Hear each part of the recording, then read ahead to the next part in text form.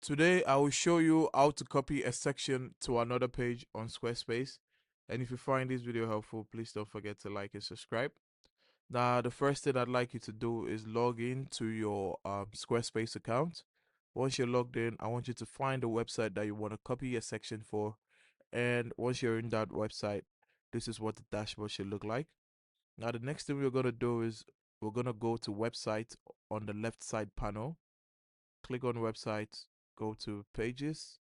Now you're going to find the page that you want to copy the section from.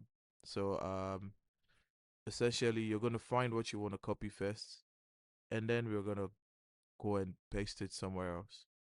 So let's look for something to copy. I'd like something with a text. Okay, yeah, something with a text and an image. We're going to go to edit. Now under this section, we're going to go to we're going to copy the section like this. I put my hand on command and I selected all these items. But if you're using a Windows computer, you can press Control and select all the items. Then you press Control C for Windows computer, but I'm gonna press Command C for Mac computer, and I'm gonna exit. And now I'm gonna find a section where I want to paste this section or the items, the blocks from the section that I copied. Let's see. Yeah, let's paste it here.